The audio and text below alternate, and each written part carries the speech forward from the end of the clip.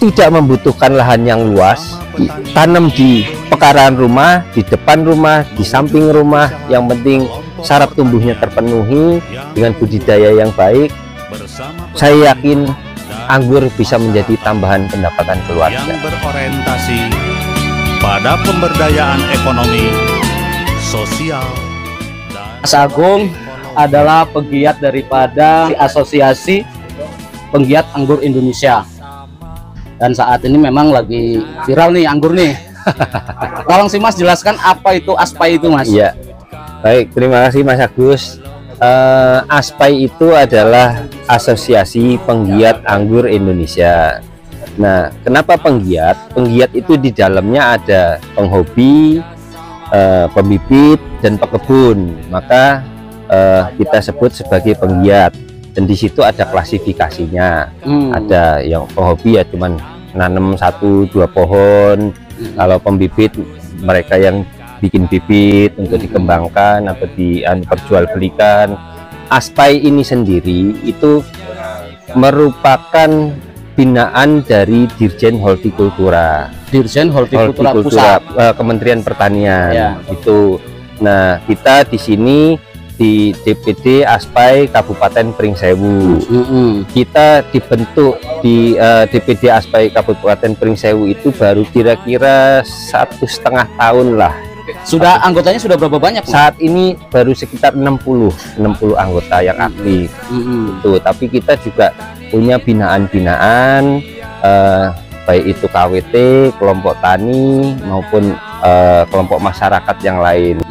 Itu kenapa kita ingin membinanya itu kelompok, bukan orang per orang, supaya kita bisa bergerak bersama. Jadi kita misalkan untuk satu kawasan, satu pekon gitu, dibentuk satu kelompok tani anggur, ya kita ngajarinya di satu titik. Karena apa? Keterbatasan anggota kita ada cuma 60 yang bisa untuk ngajari, tapi jumlah pekon di kita kan ada 126 pekon, 5 kecamatan. Itu sih Mas. Sementara ini berjalan Mas, anggota itu kan otomatis sudah menanam nih. Iya. Nah, kalau dilihat dari produktifnya, produksi daripada anggur itu bagaimana? Kalau untuk ditanam di masyarakat itu kita hanya menargetkan itu minimal 5 kilo per pohon. Per pohon 5 kilo. Per pohon 5 kilo. Nah, karena anggur itu tidak ada musim, maka kalau di daerah tropis itu di tempat kita seperti di Indonesia itu bisa 2-3 kali panen dalam setahun. Nah, karena nggak ada musim, anggur itu bisa kita setting kapan mau panen. Nah, harapannya itu nanti kita bisa mengkoordinir supaya ada manajemen produksi supaya tidak terjadi panen raya. Kalau serentak panen raya, kita nanti akan kesulitan dalam melemparnya. Tapi kalau bisa kita atur tahapannya, manajemen produksinya, maka semua akan tercukupi, tapi harga juga tetap terjaga. Itu. Kalau harga berapa Mas per kilo? Kalau harga di teman-teman ini jualnya itu rata-rata 100.000. 100.000 per kilonya. Kemana itu? Kalau ini saat ini baru ya petik di tempat aja. Oh, petik di tempat. Iya, petik karena di kan tempat. begini Mas, kalau untuk produksi besar, secara otomatis kan ada supplier yang menerima.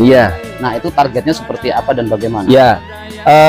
Target dari Kementerian Pertanian adalah mereka sudah mencanangkan gerakan nasional substitusi anggur 20% tahun 2030. Diharapkan di tahun 2030 kita bisa masuk pasar sebesar 20%, yaitu kira-kira itu sekitar 25.000 ton masuk ke pasar.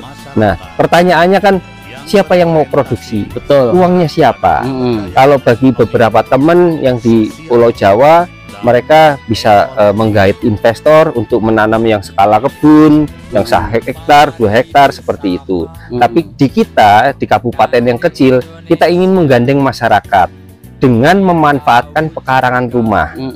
Nah, dengan manfaat pekarangan rumah, mereka punya ya sekitar 5-10 pohon itu bisa dimanfaatkan, yang akan kita koordinir supaya panennya tidak serentak, tapi buahnya bisa nanti kita masuk ke pasar nasional. Sejauh ini untuk sosialisasi ke masyarakat itu progresnya gimana?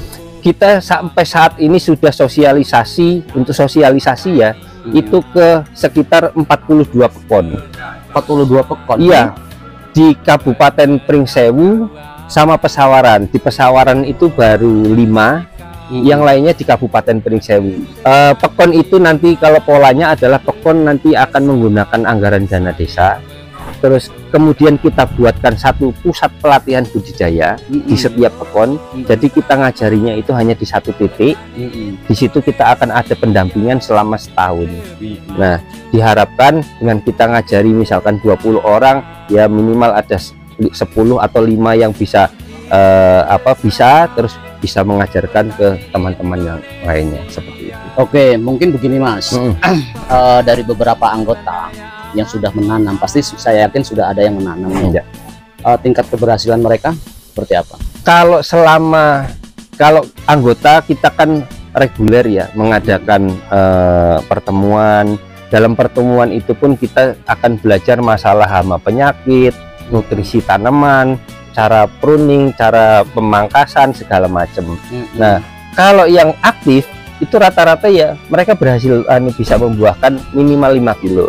Tapi kalau yang enggak, ya jarang datang gitu, jarang nggak mau nanya atau malu, ya akan kesulitan. Tapi rata-rata di kita itu ya 80% lah bisa untuk berhasil lah ya. Berhasil.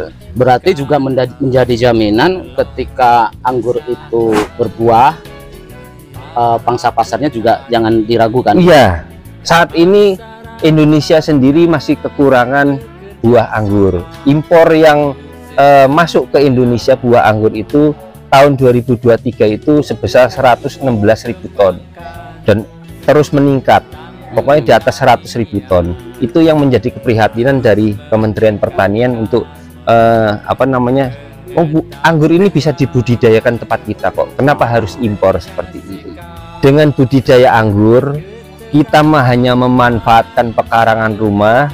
Selama itu kita bisa belajar dengan benar, bisa menjadi tambahan pendapatan kepada keluarga.